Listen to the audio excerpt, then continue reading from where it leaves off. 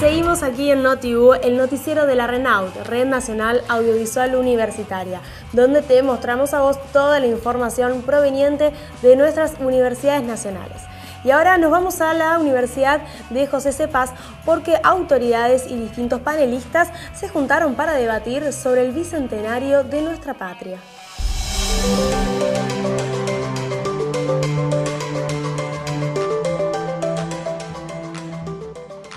En este bicentenario de la patria, el rol de las universidades nacionales se debe centrar, a mi entender, en continuar la discusión sobre la soberanía. Evidentemente, si a 200 años de la Declaración de la Independencia estamos discutiendo aún la soberanía de nuestro país, es porque hay muchísimas deudas y cuestiones que están pendientes en materia de independencia económica y también de soberanía política. Podríamos mirar un montón de aspectos negativos o la mitad vacía del vaso en este sentido, pero también hay un montón de cuestiones que marcan que se ha avanzado muchísimo en estos 200 años y las universidades han sido protagonistas. Las universidades hemos vivido una nueva transformación y en relación a eso me parece que la mitad llena del vaso puede ser mirar las nuevas universidades que han florecido en todas las provincias argentinas. Hoy cada provincia argentina cuenta con una universidad nacional y en particular la nuestra, en el conurbano bonaerense. Nadie se la hubiera imaginado hace 50 años atrás. En este comienzo del tricentenario de la patria, el rol de las universidades públicas, en particular de esta nueva camada que fue producto de una verdadera política de Estado para llevar la universidad donde más se la necesita o donde antes no había llegado, tiene una enorme responsabilidad. Se declara la independencia de la corona española.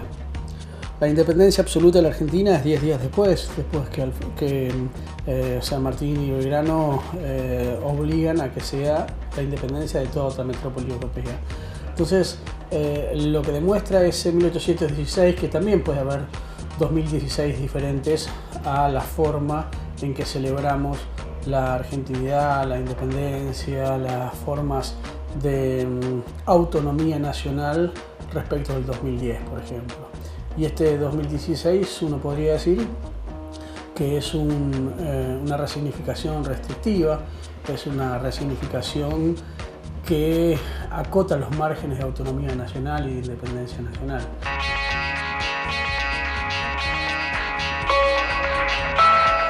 Si uno compara dos bicentenarios muy próximos y los dos fundacionales, el 25 de mayo de 1810, el 9 de julio de 1816, es como si dos países diferentes hubiesen festejado dos acontecimientos iguales. El país que festeja el 25 de mayo en el 2010 es un país que ha dado una batalla para desendeudarse, para reconstruir el Estado, para generar condiciones de mejor distribución de la renta, para ampliar el presupuesto, por ejemplo, en educación, que proyecta y desarrolla la fundación de nuevas universidades en zonas fundamentales del Gran Buenos Aires, por ejemplo. Por lo tanto, era un festejo, era reencontrarse con los grandes ideales de los patriotas de Mayo, sobre todo esos patriotas de tradición jacobina. En diálogo con los estudiantes se tendió un puente entre lo que sucedía en 1816 y lo que se construye hoy en la actualidad como modelo de país. Y nos movemos solo 20 kilómetros para trasladarnos a la Universidad Nacional de San Martín, porque en aquella universidad la licenciatura de Historia y el Departamento Audiovisual están realizando unos microvideos para divulgar la historia de nuestro país.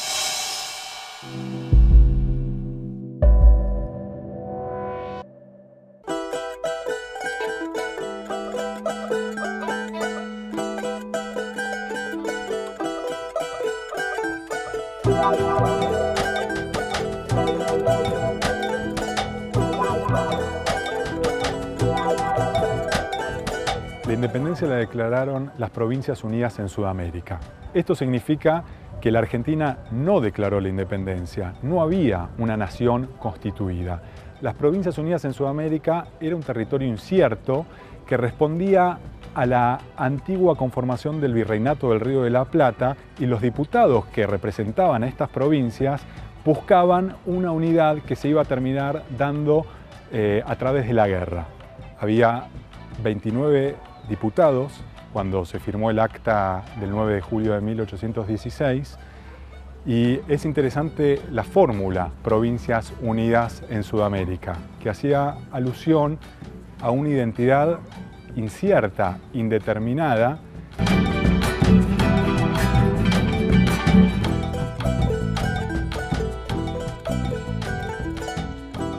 La independencia no es una consecuencia de la Revolución de Mayo de 1810.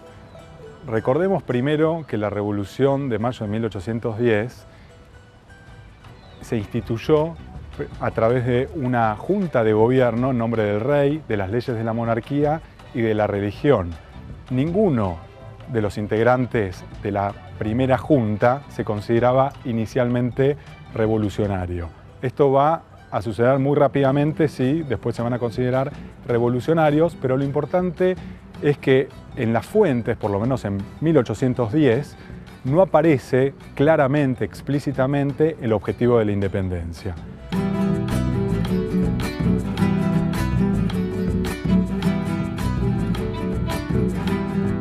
¿Por qué se declara la independencia?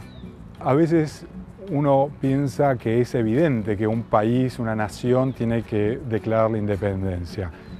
Pero tenemos que tener en cuenta que no había un país y una nación constituida. El mismo hecho de declarar la independencia implica que la nación se constituye a sí misma, porque hay que pensar que, como dijimos antes, los que declaran la independencia son los representantes de las Provincias Unidas en Sudamérica. Entonces, ¿cómo estos representantes crean la nación? Bueno, se crea, entre otras cuestiones, a través de este documento muy breve, muy escueto, plagado de silencios, pero muy efectivo, porque lo que dicen en este texto es finalmente que hay una nación independiente y libre. Y es necesaria esta declaración por el contexto de guerra. Un contexto de guerra principalmente con el Alto Perú, que es el principal foco realista, y la declaración de independencia implica que la nación va a tener que ser, o sea, se intenta que la nación va a tener que ser reconocida en el derecho internacional. Declarar la independencia es el primer paso para que el Río de la Plata sea reconocido como una nación y para que la guerra no sea vista como una guerra entre realistas y revolucionarios, sino una guerra entre dos naciones, España y el Río de la Plata.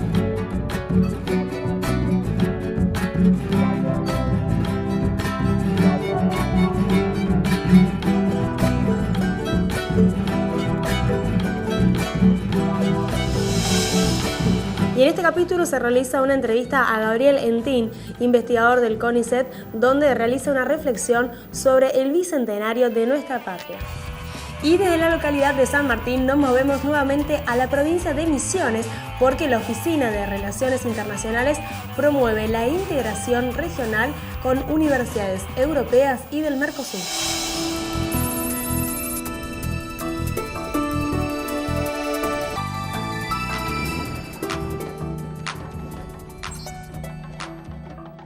Nosotros estamos en convenio permanente con la Universidad de Málaga, España, y en ese marco se producen las movilidades de académicos y de expertos sobre diferentes temáticas que tanto vienen hacia nuestra universidad como enviaremos profesores nuestros hacia Málaga. Bueno, nosotros estamos trabajando fuertemente en lo que tiene que ver con la preparación de las postulaciones internacionales a partir de la acreditación por el Sistema Internacional de Competencias Lingüísticas. Otra de las, digamos, para que la gente pueda acreditar su nivel de idioma extranjero antes de realizar las movilidades. Y también estamos trabajando en la recepción de estudiantes, no solamente de la Unión Europea, sino también de la región. De hecho, estamos esperando para el segundo cuatrimestre tanto estudiantes de Polonia como de Holanda y también de Brasil. Creo que nuestra posición triple frontera incluso constituye un atractor para que las otras unidades académicas de otros países quieran venir a esta universidad periferia y pequeñita de la Argentina. La internacionalización de la educación superior es la característica de las universidades para el siglo XXI, así que nosotros de manera muy simple y a pasos agigantados de todas maneras estamos tratando de posicionarnos. Y a partir de la firma del convenio entre la Universidad Nacional de Misiones y la Universidad Nacional de Málaga, se realizó un taller de estudios transatlánticos. Y de la provincia de las Cataratas del Iguazú nos vamos hacia La Pampa, porque en la Universidad Nacional de La Pampa se realizó el tercer encuentro internacional sobre educación.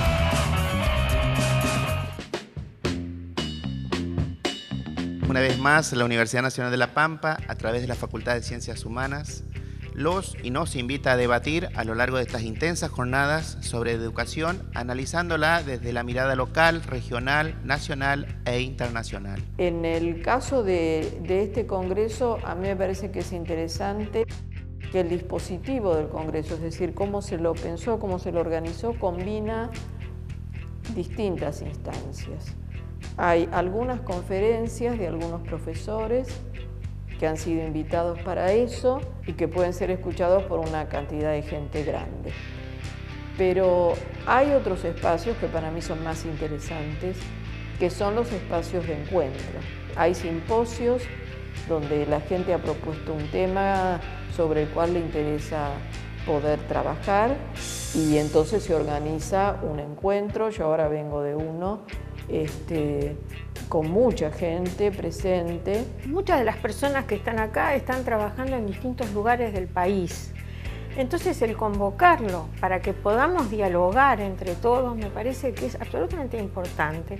Y en este sentido yo creo que hay que agradecer a la Universidad Nacional de La Pampa que esta circunstancia se dé y que sigan haciendo este trabajo tan continuado.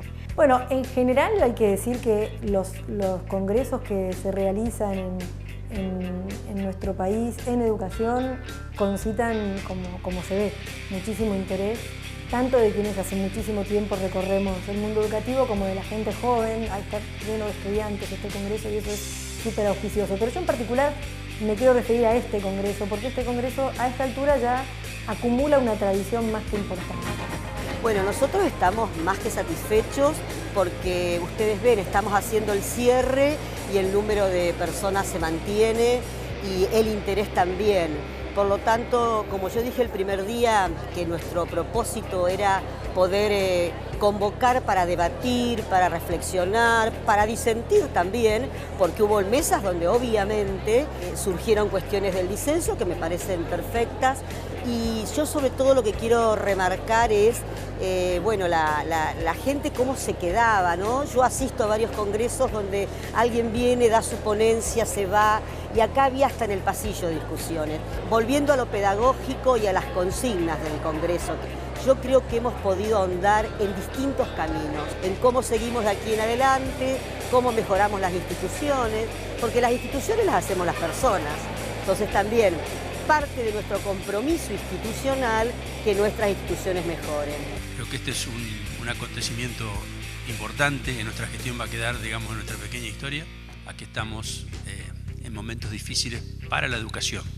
Yo creo que es importante que todos hagamos esa reflexión, esa búsqueda de convicción y de encontrar los espacios desde cada uno de nuestro lugar para defender la educación pública y fundamentalmente para defender la educación pública universitaria, que es señera, que es líder en Latinoamérica.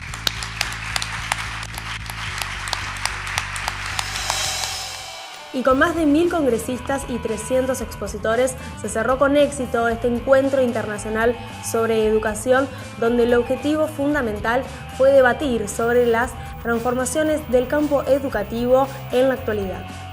Y llegamos al final de NotiU, el noticiero donde te contamos toda la información de nuestras universidades nacionales. Nos vemos la próxima con más NotiU, el noticiero de la RENAU.